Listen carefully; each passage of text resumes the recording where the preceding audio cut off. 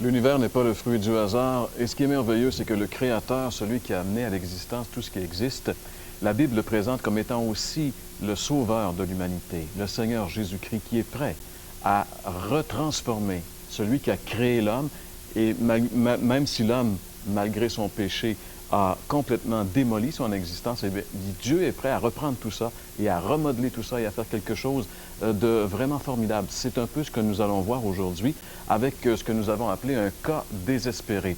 Le personnage que nous allons voir aujourd'hui était vraiment ce que l'on peut qualifier de cas désespéré. Il s'agit d'un homme, en réalité, qui était complètement paralysé depuis 38 ans et que Jésus a rencontré dans un endroit assez spécial. Certains détails intéressants nous sont donnés de l'endroit où Jésus a trouvé cet homme dans l'Évangile selon Jean. On peut lire ensemble Évangile selon Jean, chapitre 5 et le verset 2, à propos de cette rencontre. Il est dit, « Or, à Jérusalem, près de la porte des brebis, il y a une piscine qui s'appelle en hébreu Bethesda et qui a 5 portiques. » Il s'agit, on parle ici d'une piscine, mais en réalité, semble-t-il que selon les archéologues, ceux qui ont fait des recherches, c'était une espèce de réservoir d'eau qui était assez grand et qui était recouvert d'un espèce de toit qui était soutenu par des colonnes qui représentaient 5 arches d'accès où les gens étaient protégés, par exemple, de la grande chaleur du soleil ou encore des intempéries. Il y a 2 autres détails importants qui nous sont donnés ici. Cette piscine était située, la Bible dit, près de la porte des brebis. Vous savez que la ville de Jérusalem était une ville murée. À cette époque, bien sûr, il fallait se protéger contre les envahisseurs. Donc, les villes étaient protégées par une muraille. Et cette muraille était percée en de nombreux endroits de portes, bien sûr, pour qu'on ait accès pour pénétrer dans la ville et en ressortir. Et une de ces portes s'appelait la porte des brebis. Ce fait est intéressant parce qu'un peu plus loin dans l'Évangile selon Jean, Jean nous dit, dans le chapitre 10 et le verset 7, que Jésus lui-même, un jour, il s'est appelé la porte des brebis. Il a dit qu'il était lui-même la porte des brebis en disant que ceux qui entrent par lui dans la bergerie seraient sauvés. C'était une figure de style pour dire qu'il était l'accès au salut, qu'on ne pouvait pas pénétrer dans le royaume de Dieu autrement qu'en passant par lui, qu'il était la porte des brebis. De plus, il nous est dit ici que la piscine s'appelait Bethesda. Ça nous dit pratiquement rien, ce mot Bethesda, sauf que si on sait qu'en français, c'est un mot hébreu qui, en français, veut dire la maison de miséricorde. Le mot miséricorde est un très beau mot. Il signifie pitié par laquelle on pardonne un coupable. Quelle belle allusion au pardon que Dieu offre à quiconque se met au bénéfice de l'œuvre de la croix de Jésus-Christ. De la bonté, de la charité, de la compassion, c'est vraiment ce dont avaient besoin les gens qui se retrouvaient dans la piscine de Bethesda. On peut voir justement qui étaient ces pauvres personnes, ces pauvres gens qui se retrouvaient dans cette piscine, dans cet endroit. Dans le chapitre 5, toujours de Jean, et au verset 3, nous lisons « Sous ces portiques étaient couchés en grand nombre des malades, des aveugles, des boiteux, des paralytiques qui attendaient le mouvement de l'eau. » La Bible nous parle ici d'un grand nombre de personnes. Il y avait beaucoup de gens. C'était un endroit fréquenté par beaucoup de personnes parce que beaucoup de personnes avaient de grands besoins, comme c'est le cas aujourd'hui. Plusieurs personnes étaient dans cette piscine et leur état était vraiment déplorable. La Bible dit que c'était des malades, des gens qui étaient donc privés de la santé, des aveugles, des gens qui étaient privés de la vue, des boiteux, des gens qui pouvaient difficilement marcher, des paralytiques, des gens qui étaient complètement paralysés, comme cet homme dont nous allons parler aujourd'hui. Alors, c'étaient tous des invalides, c'est-à-dire des gens qui étaient privés de la vie normale. Et ça, c'est la description véritable du vrai portrait de la condition spirituelle de l'humanité. Savez-vous que la Bible dit que l'homme, en général, n'est pas ce que Dieu a voulu qu'il soit? L'homme est un être privé de la véritable vie, de la vraie santé spirituelle. L'humanité est composée d'une foule de malades, d'une foule d'aveugles, de boiteux au point de vue spirituel. La Bible dit même que l'homme naturel, celui qui n'est pas né de nouveau, il est spirituellement mort. Et c'est dans cette maison de miséricorde qu'on découvre que la miséricorde était du genre plutôt conditionnel. Lisons ensemble le verset 4 de ce passage pour découvrir ceci. Il est dit ici, car un ange descendait de temps en temps dans la piscine et agitait l'eau. Et celui qui y descendait le premier, après que l'eau avait été agitée, était guéri, quelle que soit sa maladie. Que le fait qu'un ange vienne agiter l'eau de la piscine sporadiquement soit une superstition, comme on peut le penser, ou un fait réel, je veux dire, la Bible en parle, mais on ne peut pas être vraiment certain, mais ça ne change rien au fait que finalement, la miséricorde de cette maison était vraiment conditionnelle. Il fallait vraiment être là au même moment que l'ange. Imaginez-vous, si l'ange vient une fois toutes les 3 ans, bien, vous êtes 3 ans à attendre, finalement. C'est pas vraiment agréable. C'est pas, faut tomber sur le numéro chanceux, comme on peut dire, pour vraiment trouver la miséricorde dans cette maison de miséricorde. Puis en plus, il ne fallait pas être trop mal en point parce qu'il est dit que c'était la première personne qui touchait l'eau qui était guérie et que cet endroit était rempli de personnes malades. Alors, il est évident que les plus mal en point, au départ, ils étaient certainement presque assurés de ne pas arriver les premiers. Car quand l'ange venait, ça devait être vraiment la course folle. Il fallait aussi avoir des parents ou des amis qui acceptent de donner leur temps pour nous aider, le cas échéant, où l'ange venait. Alors, quand on regarde ces conditions qui faisaient appel à une certaine capacité humaine, ça nous rappelle la loi, ça nous rappelle la religion, c'est-à-dire le faire ceci, faire cela, savoir ceci, savoir cela. Alors que le salut par la grâce par le moyen de la foi, ne demande rien d'autre à l'homme que de croire, de mettre sa confiance en la personne de Jésus-Christ. Un jour, l'apôtre Paul, le grand missionnaire, le grand évangéliste, le grand théologien, était dans une prison dans la ville de Philippe, en Macédoine, et durant la nuit, il chantait les cantiques. Tout à coup, il y a eu un tremblement de terre, et le geôlier, la personne qui s'occupait des détenus en prison, quand il a vu que tous les prisonniers avaient les liens détachés, qu'ils pouvaient sortir de la prison, eh bien, il était dans une panique incroyable parce que sa vie dépendait des prisonniers. Il s'est écrié à l'apôtre Paul, « Que faut-il que je fasse pour être sauvé? » C'était un cri de désespoir qui était adressé à un évangéliste, un des plus grands évangélistes de tous les temps. Et la réponse de Paul ne s'est pas fait attendre. Paul lui a dit, « Crois ». Il ne lui a pas dit, « Fais ».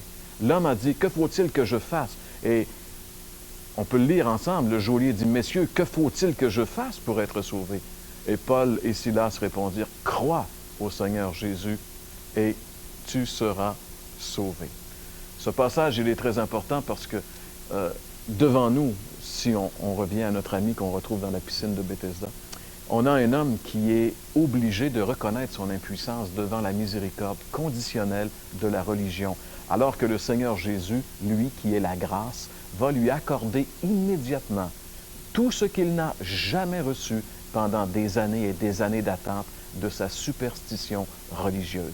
Lisons ensemble Jean chapitre 5 et le verset 5. Il est dit, « Là se trouvait un homme malade depuis 38 ans. » Là se trouvait un homme malade depuis 38 ans. Quel pauvre homme! 38 ans malade, 38 ans paralysé. Un homme qui, depuis 38 ans, est cloué sur son lit. Combien de chances ont dû lui passer sous le nez? Ça, c'est vraiment le portrait de l'homme pécheur, spirituellement paralysé, incapable de s'en sortir par lui-même. Peut-être que vous vous reconnaissez un peu dans cet homme. Vous avez tout essayé, vous avez attendu de l'aide des autres, mais en vain. Et quand Dieu est là, par exemple, il va se passer des choses. Vous savez, l'homme, il fait réellement pitié. On fait pitié, on est perdu, on est sans Dieu dans un monde corrompu. Mais il y a de l'espoir, mes amis. Vous savez pourquoi il y a de l'espoir? Parce que Jésus n'est pas loin. Oui, mes amis, s'il y a de l'espoir aujourd'hui pour l'homme perdu, c'est uniquement parce que Jésus n'est pas loin. Nous pouvons lire ensemble ici au verset 6, « Jésus, l'ayant vu coucher et sachant qu'il était déjà malade depuis longtemps, lui dit, « Veux-tu être guéri? » Jésus l'ayant vu. Jésus a vu cet homme dans sa douleur. Jésus a vu cet homme. À travers tous les autres, il a porté ses regards probablement sur le plus pitoyable. C'est certainement l'homme qui avait le plus grand besoin. Et souvent, c'est sur les plus malheureux de tous que Jésus va faire éclater sa grâce. En tout cas, c'était vrai pour ce malade. Car pour Jésus, vous savez ceci, mes amis, il n'y a aucun cas désespéré. Peut-être qu'à vos propres yeux, vous êtes Vous vous voyez comme un cas désespéré. Vous avez tout essayé pour changer de situation, mais en vain. J'aimerais vous dire aujourd'hui qu'il y a de l'espoir pour vous. Il y a de l'espoir pour vous comme il y en avait pour cet homme. Pourquoi? Parce que Jésus est là. Jésus est vivant. Il est prêt à intervenir dans votre vie. C'est intéressant, Jésus lui pose une drôle de question. Jésus lui dit, « Veux-tu être guéri? » Pourquoi lui demande-t-il s'il veut être guéri? Il semble que sa présence même à cet endroit était assez évidente. Mais vous savez, Jésus lui pose cette question car cet homme doit vouloir lui-même. Jésus ne le guérira pas sans sa volonté. S'il le veut vraiment, il va l'être guéri. Et Jésus vous demande à vous aujourd'hui, voulez-vous être sauvé? Il vous le demande personnellement et attend votre réponse, car seuls ceux qui auront demandé d'être sauvés seront sauvés. Seuls ceux qui reconnaissent leur état de perdition et qui crient vers le Seigneur seront sauvés. Dans l'épître de Paul aux Romains, chapitre 10, le verset 13, on peut lire ensemble ce verset où Paul dit « Quiconque invoquera le nom du Seigneur sera sauvé. » Quiconque invoquera le nom du Seigneur. Vous savez, avec Jésus, tout est possible. Devant cette question du Seigneur, ce pauvre malade a une réponse navrante. Jésus lui dit, « Veux-tu être sauvé? » Et cet homme s'imagine que Jésus, il ne sait pas qui est Jésus, il ne sait pas que Jésus encore a le pouvoir de transformer sa vie. Et il va lui répondre, « Eh bien, comment veux-tu que je puisse même espérer un jour être sauvé? » Regardez qu'est-ce que cet homme dit au verset 7 à Jésus.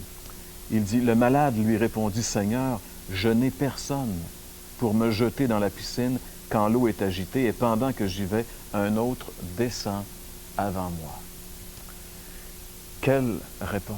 Ce pauvre malade, en plus d'être malade, il est solitaire et abandonné.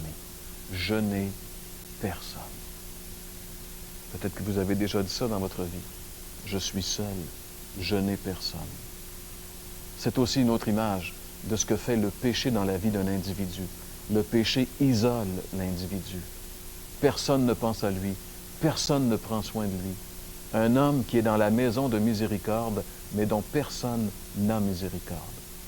Combien parmi nous, parmi vous qui écoutez, pourraient dire la même chose que cet homme aujourd'hui? Je n'ai personne. Combien de personnes dans notre société moderne sont délaissées, abandonnées, malades, infirmes, brisées par la vie? Combien de personnes ne peuvent plus supporter la vie, qu'ils se l'enlèvent?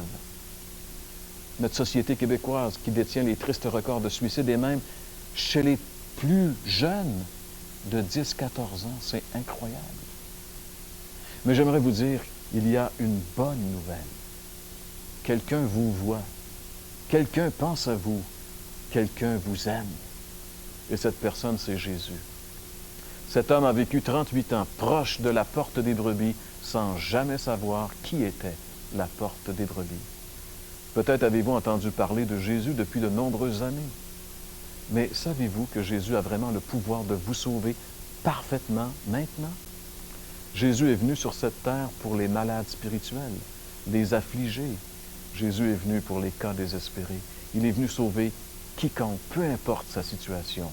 Nous pouvons lire ensemble dans l'Évangile de Luc, chapitre 4, les versets 18 à 19, où justement Jésus va prendre une prophétie d'Ésaïe pour dire pourquoi il est venu dans ce monde. Il dit, « L'Esprit du Seigneur est sur moi, parce qu'il m'a oint pour annoncer une bonne nouvelle aux pauvres. Il m'a envoyé pour guérir ceux qui ont le cœur brisé. Il m'a envoyé pour proclamer aux captifs la délivrance, aux aveugles le recouvrement de la vue, pour renvoyer libres les opprimés, pour publier une année de grâce du Seigneur. » C'est pour ça, mes amis, que Jésus est venu. Il est venu pour nous pardonner. Il est venu pour nous libérer. Il est venu pour nous transformer. Jésus peut tout changer, mais seulement pour ceux qui sont vraiment conscients de leurs besoins. Savez-vous que vous êtes pécheurs et perdus? C'est un verset que nous vous répétons continuellement à cette émission. Mais j'aimerais aujourd'hui que vous puissiez le voir avec vos yeux. Romains, chapitre 3 et le verset 23 qui dit simplement ceci. « Tous, sans exception, hommes ou femmes, jeunes ou vieux, tous ont péché et sont privés de la gloire de Dieu. » Savez-vous que, comme cet homme malade, vous ne pourrez jamais vous en sortir tout seul? Savez-vous que Jésus est prêt à prendre votre vie en main si vous la lui donnez maintenant? Qu'il peut vous pardonner parfaitement et vous transformer? Oui, Jésus peut le faire. Voyez ce qu'il a fait à ce paralytique, abandonné et malade depuis 38 ans. Regardez avec moi comment se termine cette histoire. Jean chapitre 5 et les versets 8 et 9 qu'on peut lire ensemble. « Lève-toi, lui dit Jésus, prends ton lit et marche. Aussitôt cet homme fut guéri, il prit son lit et il marcha. » Voilà la puissance de Jésus qui guérit instantanément un malade paralysé depuis 38 ans. Voilà, mes amis, la puissance de Jésus qui peut sauver parfaitement quiconque vient à lui dans la repentance. Ce que cet homme avait attendu des hommes vainement depuis 38 ans, il l'a obtenu de Jésus dans un instant. La vie de cet homme a été radicalement changée ce jour-là, suite à sa rencontre avec Jésus. Ce jour-là, il est retourné chez lui avec son lit sous le bras. Savez-vous ce que Jésus pourrait faire de votre vie si vous veniez à lui par la foi pour le recevoir comme votre sauveur personnel? Aimeriez-vous rencontrer le Christ?